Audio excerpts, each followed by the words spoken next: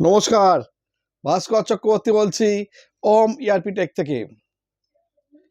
আমি প্রথমেই 25শে ডিসেম্বর আগামীকাল ক্রিসমাস, তার প্রত্যেককে শুভেচ্ছা জানাই, সমস্ত ছাত্রছাত্রী এবং তাদের পরিবারবর্গ সবাইকে। আমি বহুদিন ধরে একটা কথা ভিডিওতে বলে এসেছিলাম যে আপনারা যারা কোর্সটা করছেন, যারা ইন্টারভিউ প্রিপারেশন করেছেন, তারা নিজেকে সবসময় প্রিপেয়ার রাখার চেষ্টা করবেন। একটা জিনিস আমি দেখেছি, এটা 99 নয়, 100% স্টুডেন্টের মধ্যে এটা মানসিকতা, যে কোর্সটা করার পর ইন্টারভিউ প্রিপারেশন হয়ে গেল মানে আমাকে যেন অ্যাজ ইফ চাকরি এক্ষুনি দিয়ে দিতে হবে। ভাই, এটা ইম্পসিবল ব্যাপার। যারা গভর্নমেন্ট জবের জন্য প্রিপারেশন করে, তারা এবছরেরটা না হলে পরের বছরের জন্য ওয়েট করে, বা এবছরে অন্য কোনো এক্সামের জন্য ওয়েট করে, বাট তারা প্রিপেয়ার থাকে। এটা একটা বিরাট ব্যাপার তাদের কাছে। বাট আমি দেখেছি যে এসএপিটাকে তারা এত এত খেলো চোখে দেখে যে ও এসব করার পর যখন কিছু হলো না ইনিশিয়ালি, তখন রেজাল্টটা কি হতে পারে তার চরম নিদর্শন হয়ে গেছে গত শনিবার। ইনফোসিসের ইন্টারভিউ ছিল, যে কজন স্টুডেন্ট যেতে পেরেছে তার মধ্যে আমার দুজন স্টুডেন্ট অলমোস্ট ওখানে সিলেকশন পর্যায়ে রয়েছে। শুধু এক্সপিরিয়েন্সের একটা ইস্যু ওরা করেছে, ওটা সলভ হয়ে গেলে ওটাও ওখানে ওরা ঢুকে হয়ে যাবে। বাট কোশ্চেনটা হচ্ছে খুব ইজি কোশ্চেন করেছে, এত মানে টপিকের ওপর রেলিভেন্ট কোশ্চেন অ্যাটলিস্ট ওইরকম মাপের একটা কোম্পানির কাছ থেকে এক্সপেক্ট করা যায় না। আমাকে একজন স্টুডেন্ট তো বলেই ফেললেন যে স্যার আজকে প্রিপারেশন ছিল না বলে শুধু উত্তরটা আমি করতে সব অ্যান্সার দিতে পারিনি। ঠিক আছে,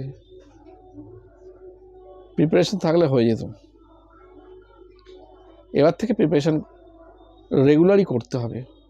তো ফ্রেন্ডস, আমি প্রত্যেককে একটা কথা বলছি, আমরা প্রিপেয়ার থাকুন। কোনখান থেকে কোন জব কখন কীভাবে আসবে, কবে আসবে, নোবডি নোজ।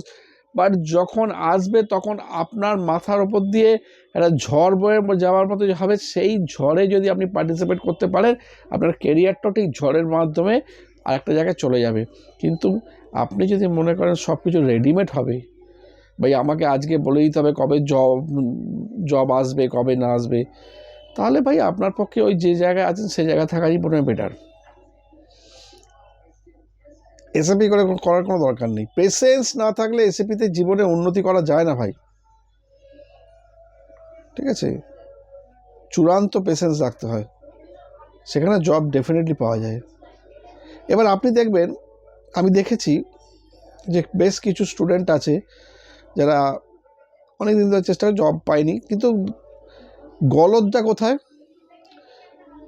তার অফিসিয়ালি কোনো এক্সপিরিয়েন্স নেই, 4 বছরের এক্সপিরিয়েন্সে লাগাচ্ছে, 3 বছর এক্সপিরিয়েন্সে লাগাচ্ছে। ন্যাচারালি একটা ক্যান্ডিডেট নর্মাল এক্সপিরিয়েন্সের ওপর, নর্মাল এডুকেশন এক্সপিরিয়েন্সের ওপর আলটিমেটলি যে ধরনের কোয়েশ্চেন হয় তার থেকে তো অনেক ডিফিকাল্ট কোয়েশ্চেন করবে।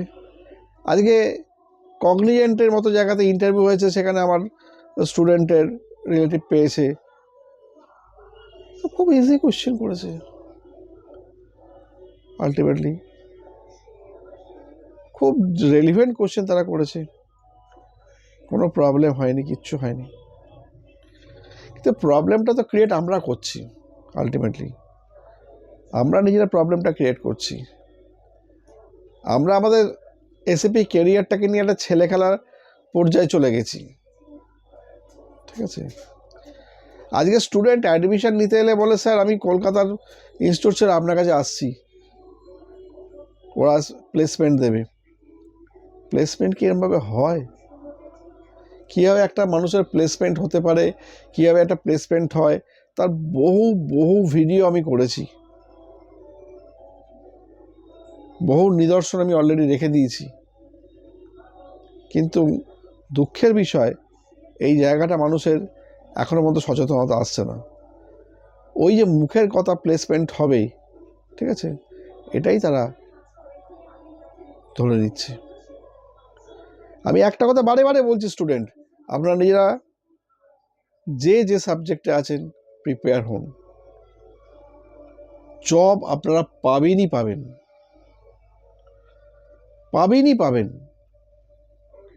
আমি গত রবিবার একটা MM এর ব্যাচ শেষ করলাম, 4 জন ছিল, ওরা একই অফিস থেকে বিলং করতো।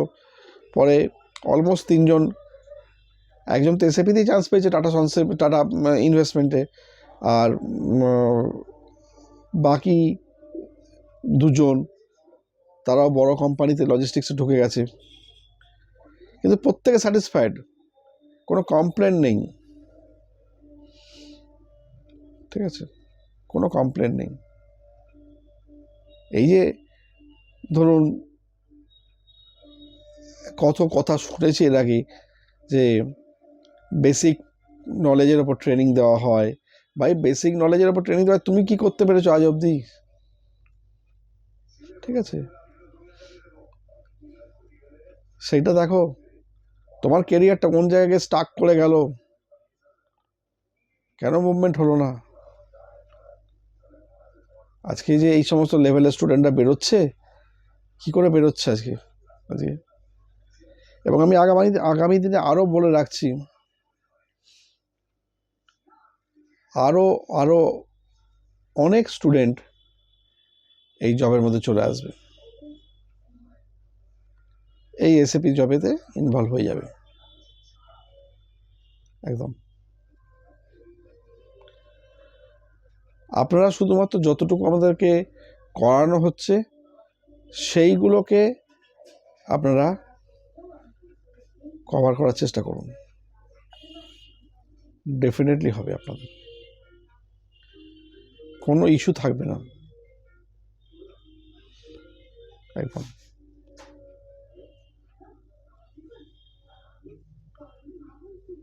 আর এই ক্রিসমাস উপলক্ষে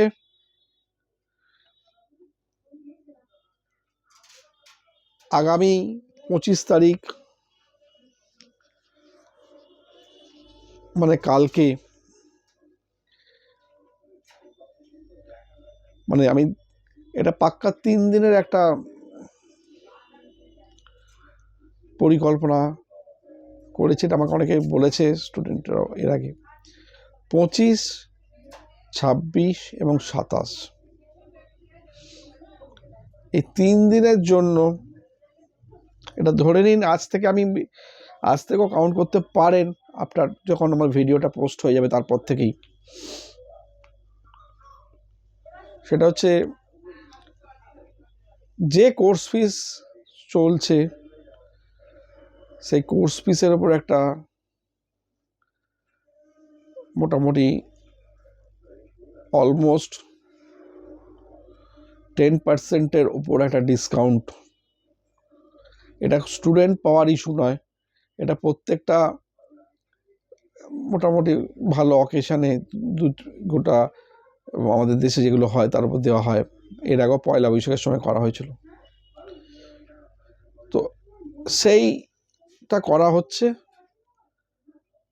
তো যে সমস্ত স্টুডেন্টরা ইন্টারেস্টেড আছেন তারা এখানে জয়েন করতে পারেন, কারণ আগামী মাসের অলরেডি আমার ব্যাচের স্লট তৈরি হয়ে যাচ্ছে, ফিল আপও হচ্ছে ক্লাস।